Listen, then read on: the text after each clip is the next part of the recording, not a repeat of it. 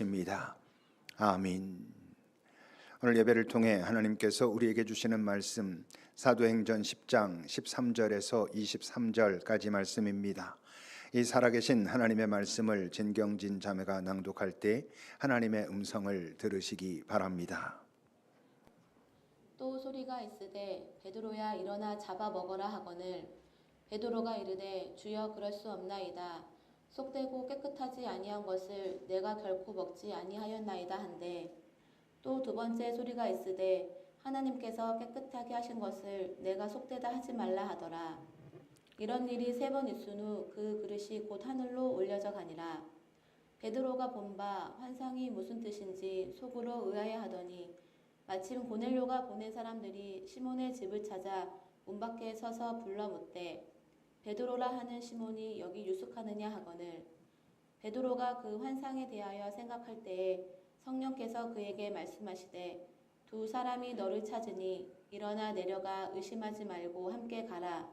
내가 그들을 보내었느니라 하시니 베드로가 내려가 그 사람들을 보고 이르되 내가 곧 너희가 찾는 사람인데 너희가 무슨 일로 왔느냐?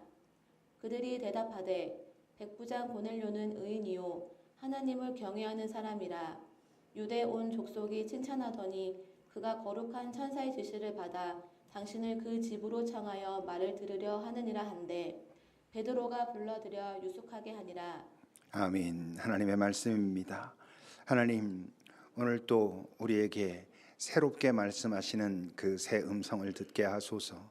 우리가 알고 있는 것 말고 그럴 거라 생각한 것 말고 오늘 주님께서 주의 말씀을 우리에게 들려주고자 하시는 음성 앞에 귀 기울일 수 있도록 우리가 잘 깨어 주님 앞에 마음의 무릎을 꿇게 하옵소서. 또 우리가 드리는 예물이 우리의 전심이 담김으로 하나님께서 기쁘게 받으실 만한 아름다운 예물이 되기를 바랍니다. 주님 받으시고 거룩해 하사 이 땅에서 그 거룩한 사랑과 위로와 회복이 온 천하에 잘 퍼져갈 수 있도록 우리도 지혜롭게 인도해 주십시오. 예수님의 이름으로 기도합니다. 아멘.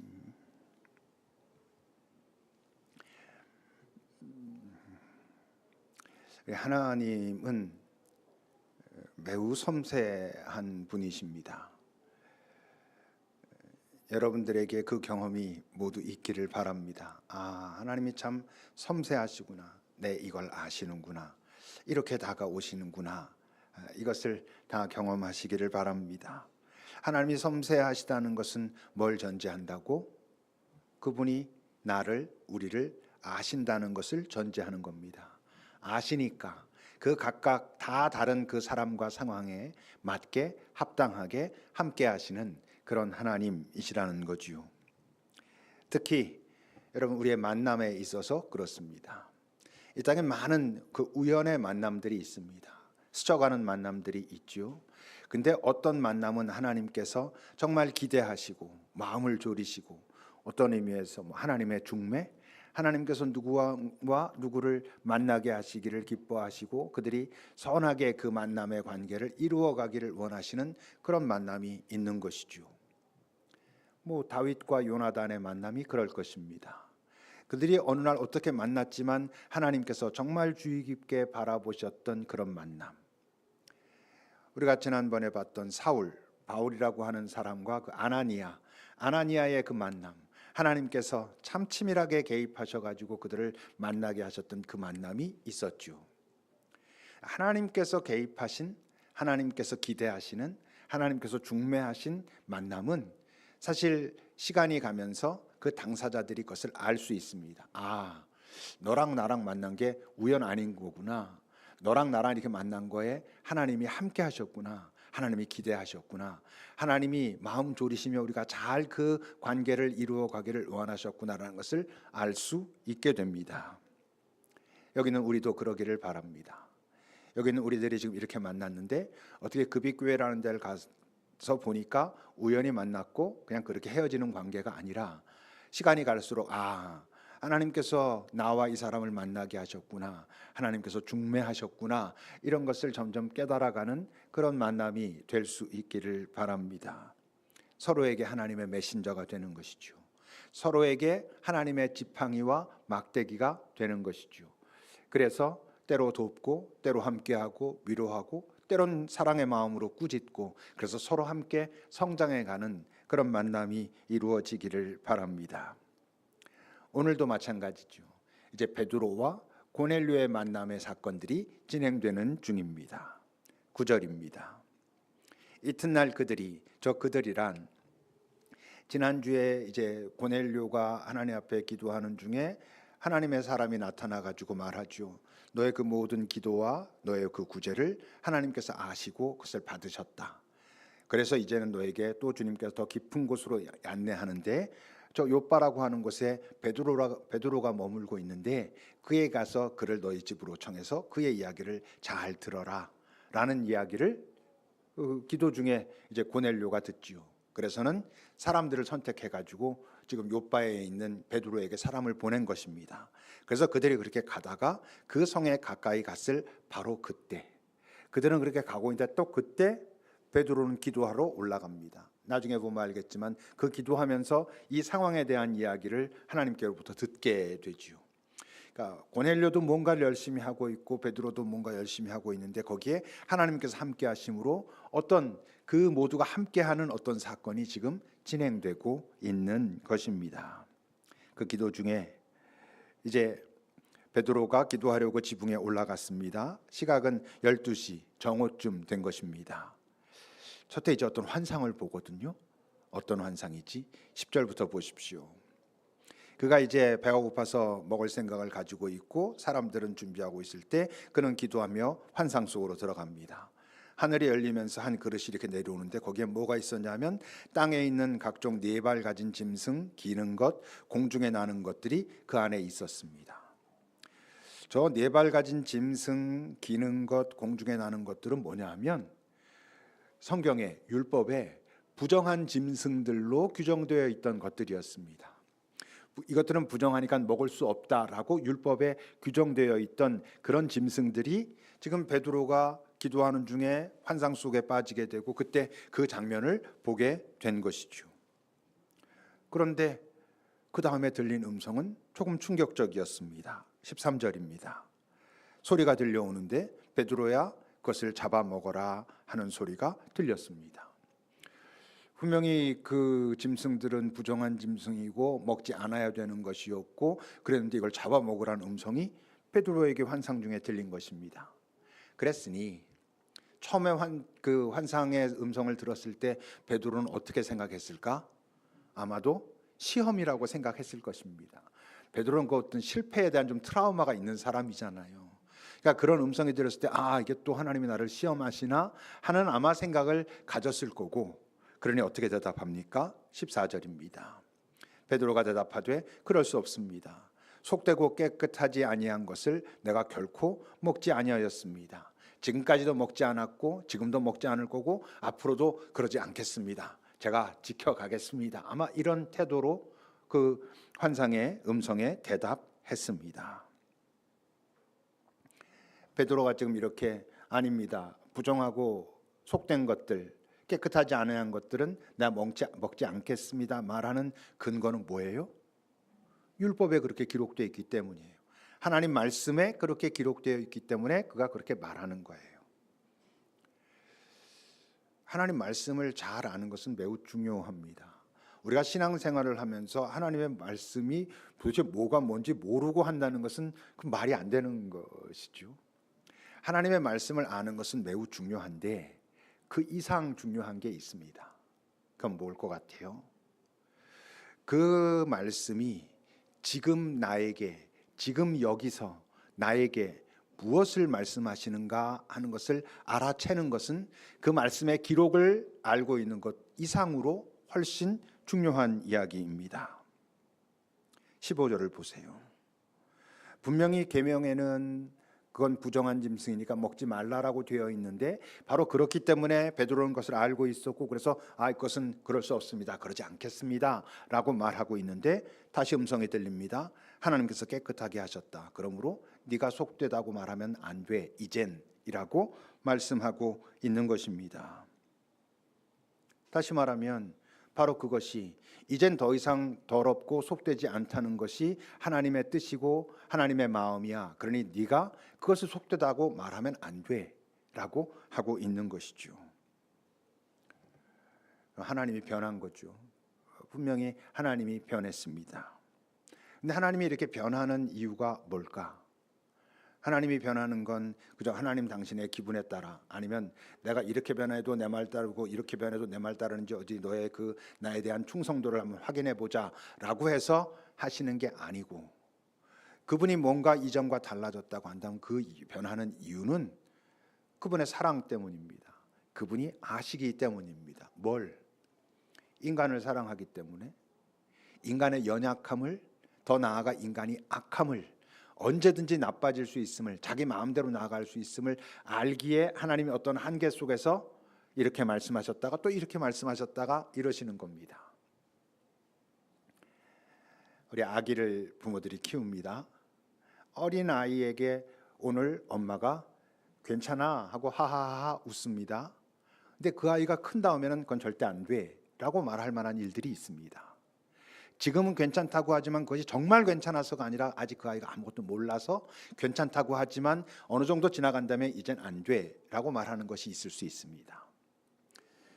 지금은 안 돼라고 말합니다. 아직은 너가 그것을 하면 위험해. 네가 그게 뭔지 몰라.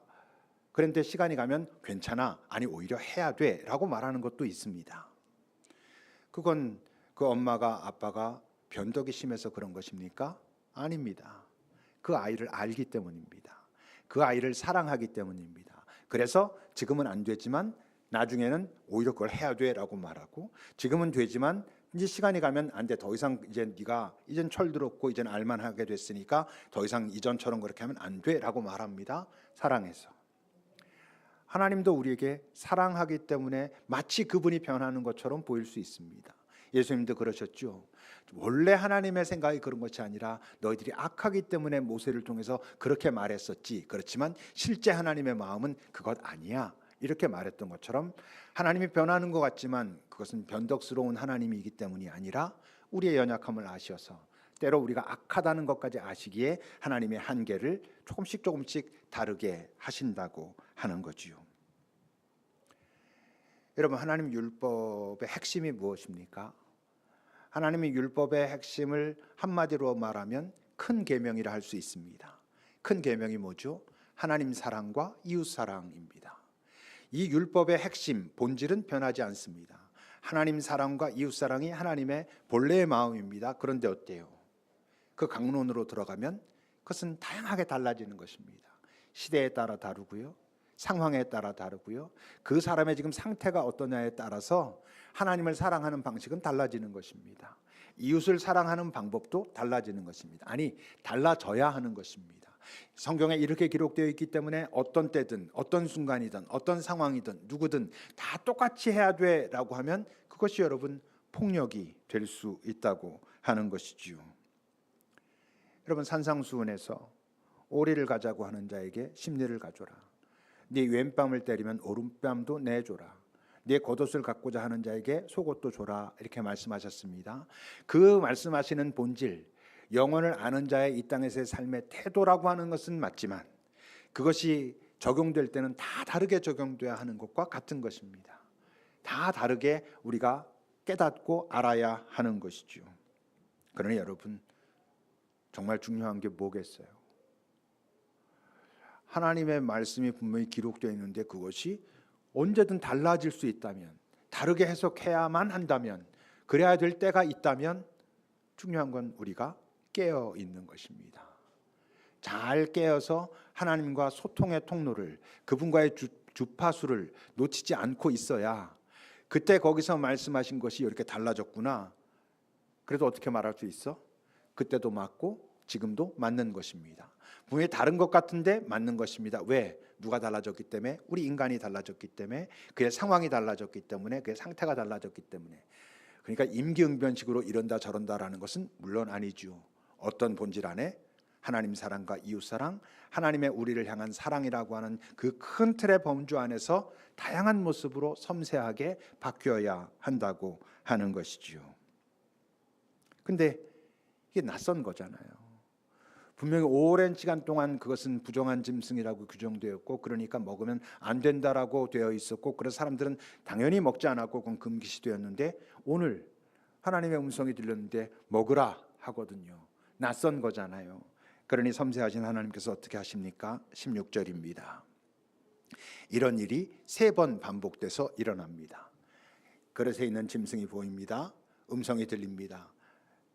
이것을 잡아 먹어라. 베드로는 또 말합니다. 그건 먹으면 안 되는 것이라고 되어 있었고 제가 그동안도 먹지 않았고 먹으면 안 되는 거잖아요. 다시 말씀하십니다. 하나님이 깨끗하게 하셨는데 네가 속되게 하면 안 돼. 속되다 하면 안 돼. 그 일이 3번을 반복했다는 거예요. 3번이 뭐? 확정수라고요. 다시 말해서 낯설기 때문에 하나님은 그에게 분명히 다시 말씀하셔야 됐고 그렇게 하신 것이죠. 섬세하신 하나님이라고요. 자, 이제 베드로의 입장에서 볼 때는 어때요? 그 환상의 내용이 무엇인지는 이제 인정하게 됐습니다. 그 환상 속에서 분명히 이전에는 부정하다 했던 그 짐승을 하나님께서 깨끗게 하셨으므로 부정하지 않고 그러므로 나에게 먹으라 하시는구나를 알았어요. 근데 그 환상의 내용은 알겠는데 그 환상의 의미가 무엇인지는 아직 모르는 거예요. 그래서 이게 어떡하란 말이지? 이게 무슨 뜻이지? 이렇게 되는 거죠. 그러니 17절과 8절입니다. 베드로가 그 본 바 환상이 무슨 뜻인지 이제 그 내용은 알겠는데 도대체 이것이 무슨 의도로 지금 말씀하시는 것인지 잘 몰라서 헤매고 있을 때 또 마침 고넬료가 보낸 사람들이 그 시몬의 집 앞에 왔습니다. 그리고 베드로를 찾습니다. 마침 아까 9절 처음에 보면 그 사람들 고넬료가 보낸 사람들이 베드로를 향해서 가고 있는 그때 베드로는 기도했고 지금 잘 보면 고넬료는 고넬료의 일을 하나님의 인도에 따라서 하고 있어요. 베드로는 베드로의 일을 하나님의 인도에 따라서 하고 있어요. 그 모든 것을 또 하나님은 전체적으로 이끌어가고 있어요. 그러니까 하나님과 고넬료와 베드로가 함께 뭔가를 하고 있는데 그것이 매우 소중한 어떤 일이 지금 진행되고 있는 중인 거예요. 그뿐만 아니죠. 19절부터 보십시오. 베드로가 그 환상에 대하여 생각할 때 성령께서 그에게 말씀하십니다. 2 사람이 널 찾으니 이러라 내려가라 의심하지 말고 함께 가라 내가 그들 보낸 거니까 함께 가도 괜찮아 라고 지금 말하고 있는 거예요. 그러니 하나님은 침묵하시나 우리가 이런 고민이 있잖아요. 힘들고 어려울 때 왜 하나님은 아무 말씀도 하시지 않습니까? 왜 아무것도 하시지 않습니까? 이럴 수 있는데 하나님은 침묵하지 않아요. 섬세하신 하나님이라고요. 우리를 아신다고요. 우리의 상황도 아신다고요. 그러니 분명히 말씀하세요. 내게 벌어진 일을 그분이 나서 가지고 나는 가만히 있고 그분이 알아서 다 챙겨 가지고 무슨 일을 하시는 건 아니죠. 당연히 이 땅의 일은 이 땅의 질서대로 해야 되고 내가 어떤 태도를 갖고 하는가에 따라서 달라질 거예요. 그런데 하나님은 그냥 가만히 계시지 않아요.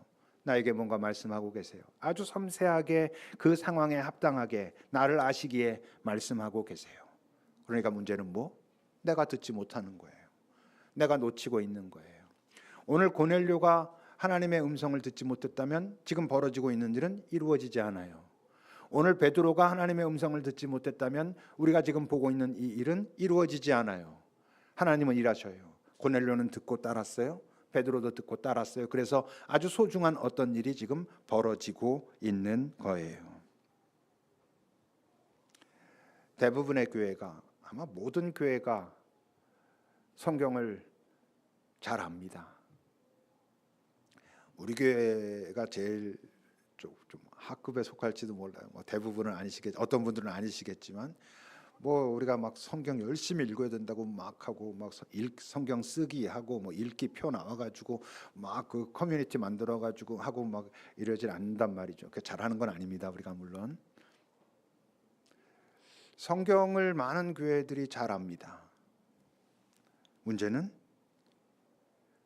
그 말씀이 지금 여기에서 무엇을 말씀하시는지는 잘 모르고 있을 수 있어요.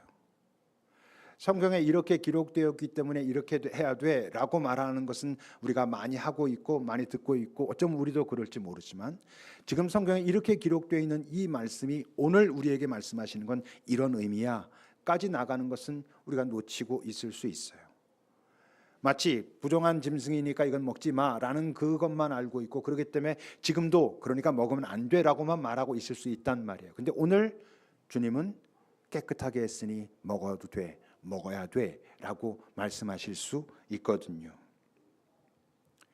여러분, 오늘의 하나님은 괜찮다 하시는데 만약 우린 여전히 그래도 안 돼, 왜 안 된다고 써 있으니까 라고 말하고 있다면 그 하나님의 말씀은 뭐가 될 수 있어? 얼마든지 폭력의 도구가 될 수 있어요. 하나님의 말씀이 폭력의 도구가 되는 것은 거기에 기록되어 있는 문자만 들고 있기 때문에 그래요. 그래서 많은 이 종교적인 그 근본주의자들에 의해서 이 세상은 폭력적이 되는 거예요. 이 세상의 어떤 이념보다 가장 강한 이념이 여러분 종교 이념이에요. 이 세상에 벌어지고 있는 여러 이념들은 이 땅의 것에 한정되어 있는 이념들이 많이 있잖아요. 뭐 공산주의, 민주주의 이거 이념이라고 하죠. 뭐 자본주의, 사회주의 다 이념이라고 해요. 그건 이 땅의 것들이에요. 그 사람들이 그렇게까지 목을 걸진 않아요. 자기의 유익이 있고 없고에 따라서 이러기도 했다가 저러기도 했다 그래요.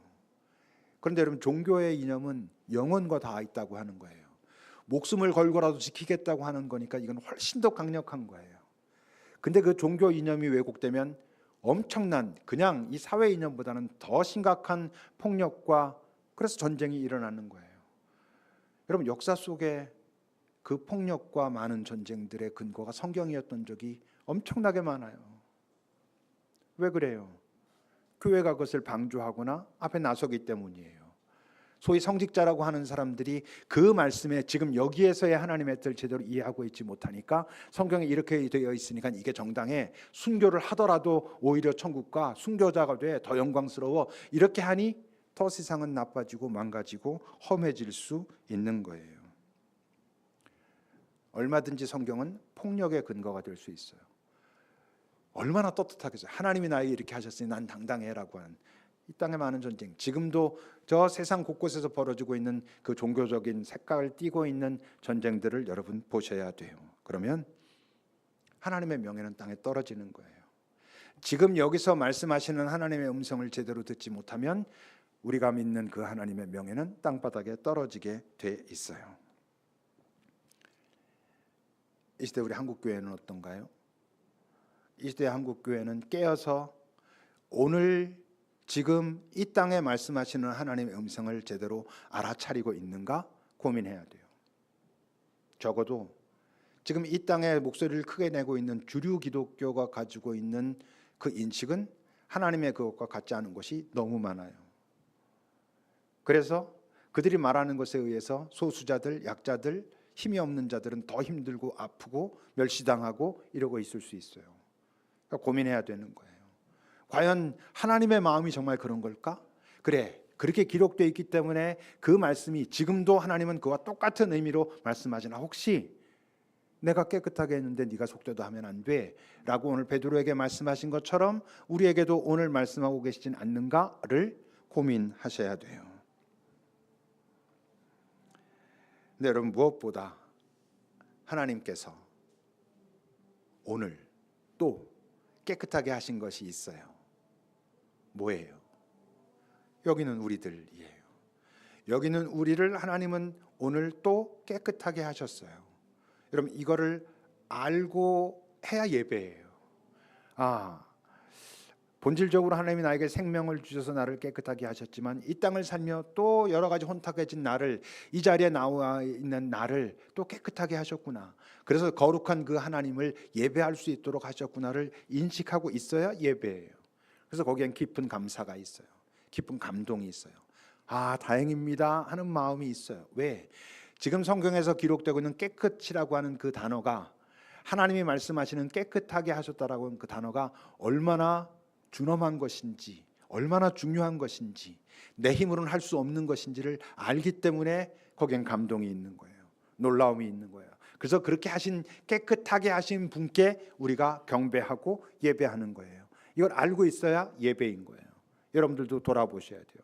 나는 지금 그분이 나를 깨끗하게 하셨다는 것을, 본질적으로 깨끗하게 하셨다는 것을 인정하고 인식하고 그분을 예배하나? 지난 한 주간 내 삶에 여러 남들에게 보이기는 힘든 것을 다 알고 계신 그 주님께서 이 자리에 나와 있는 나를 바라보시며 또 깨끗하게 하고 계시다는 것을, 아니 깨끗하게 하셨다는 것을 알고, 그래서 진정한 감사로 그분을 예배하나를 살피셔야 돼요. 그래야 예배가 되는 거예요. 그리고 그렇다면, 그걸 정말 안다면 함부로 정죄할 수 없어요. 세상에 있는 어떤 일들을 함부로 정죄할 수 없어요. 왜? 나도 본래 깨끗한 존재가 아니었거든. 나도 스스로 깨끗하게 한 것이 아니었거든. 그분의 은혜로 깨끗하게 된 존재거든. 그러니까 지금 내가 보기에 좀 깨끗해 보이지 않는다고 함부로 정죄할 수 없어요. 왜냐하면 하나님이 그도 사랑하시니까, 그도 깨끗하게 하고 계시는 중일 수 있으니까 정죄할 수 없어요. 타인만, 나 자신도 마찬가지예요. 우리는 자기 비하에 빠지면 안 돼요. 내가 뭔가 실수하고 내가 뭔가 잘못했을 때 나는 정말 이럴 수밖에 없는 정말 속되고 더러운 속물이야 라고 함부로 말하면 안 돼요. 그런 나를 그분은 여전히 사랑하시고 또 깨끗하게 하실 것이기 때문에 그런 거예요.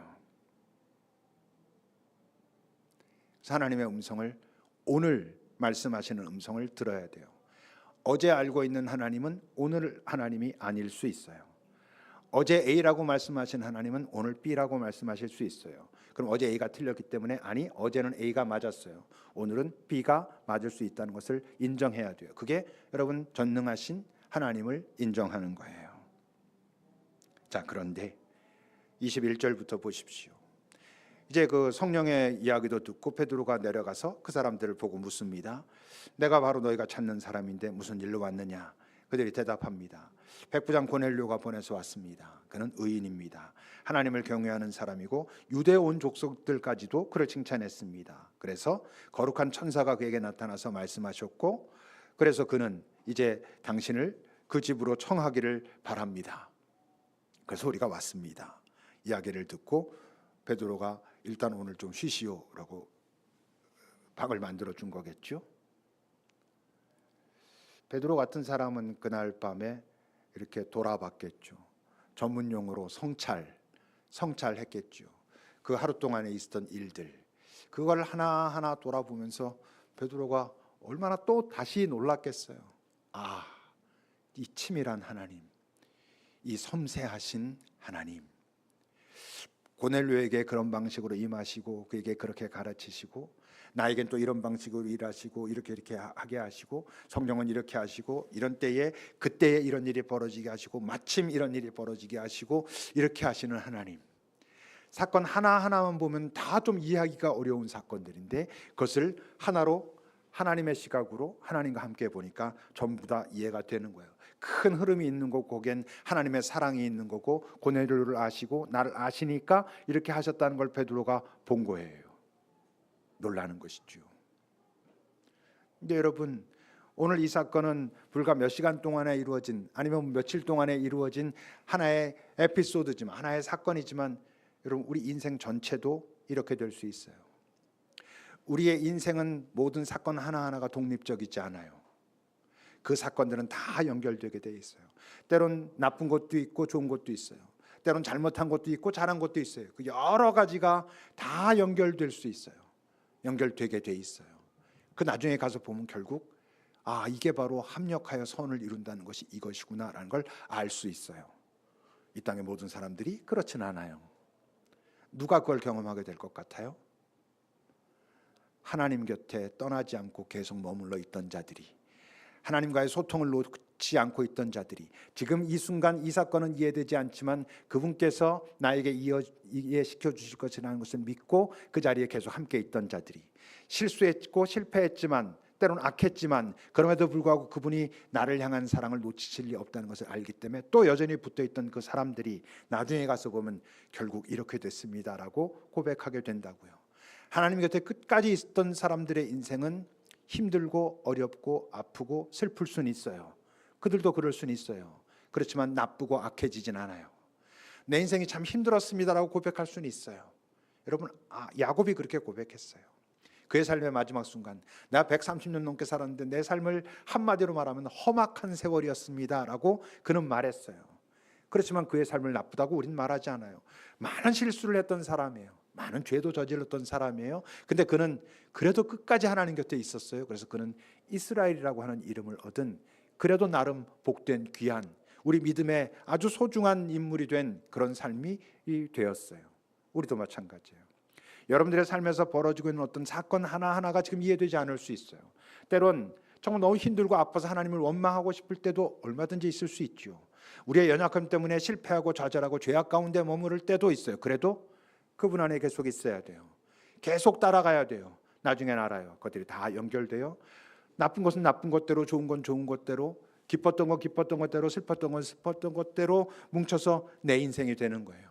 하나님께서 그 인생을 보시며 내 인생이 복되다. 여기까지 네가 나와 함께 있었으므로 참 착하고 충성된 나의 자녀야. 이젠 나의 즐거움에 참여하라 라고 주님은 말씀하시게 될 거예요. 여러분들의 삶에 그런 은총이 있기를 바랍니다. 어떤 은총? 무엇보다 먼저 하나님의 말씀을 소중히 여기고 그것을 알고자 하는 은총이 있기를.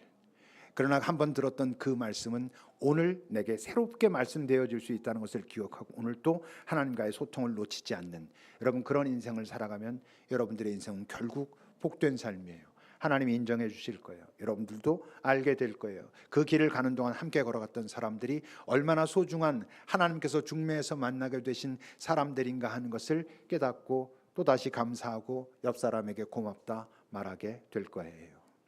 기도합시다. 여러분들은 말씀을 얼마나 알고 있는지요?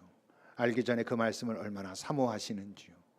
근데 그 말씀이 오늘 나에게는 뭐라 말씀하시는지에도 관심이 있는지요? 속되고 깨끗하지 않은 것이라고 알고 있던 것을 오늘 주님은 내가 깨끗하게 했다라고 말씀하실 수도 있다는 것이 여러분들에게 어떤 울림을 주는지요? 한번 주님 앞에 살펴보십시오.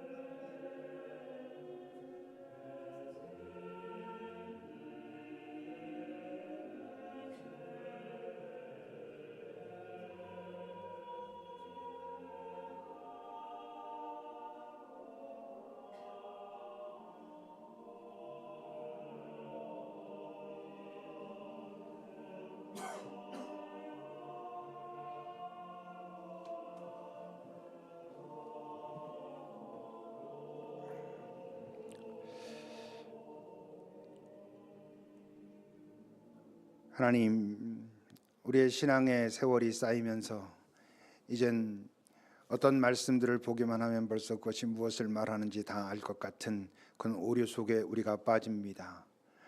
어떤 말씀이 내가 기쁠 때 나에게 꽂힌 말씀만으로 기억하고, 어떤 말씀은 내가 슬프고 힘들 때 나에게 꽂힌 그 느낌으로 기억하고 있다가 지금 오늘은 다르게 말씀하시는 그 음성은 놓친 채 여전히 과거의 그 말씀에만 매여 있으므로 자칫 내가 알고 있는 말씀은 나는 의식하지도 못하는 사이에 폭력의 도구가 되는 경우도 있다는 것을 우리가 기억하게 하옵소서. 주의 말씀은 사랑이고 주의 말씀은 회복이고 구원의 말씀인 것을, 생명의 말씀인 것을 우리가 잊지 않게 하옵소서. 살아 움직이는 말씀인 것을. 그래서 오늘 이 순간 내게 말씀하시는 음성을 듣지 않으면 그 말씀은 죽어 굳어있는 화석이 될 수도 있다는 것을 기억하고 깨어 하나님 말씀 앞에 무릎 꿇는 자들이 다 되게 하소서 하여 그 말씀을 따라 살아간 나의 삶이 좋을 때도 나쁠 때도 슬플 때도 기쁠 때도 있었지만 결국 하나의 아름다운 복이 되는, 복된 삶이 되는, 하나님께 칭찬받는 삶이 되는 그 삶을 우리가 끝까지 함께 살아낼 수 있도록 인도하옵소서. 예수님의 이름으로 기도합니다.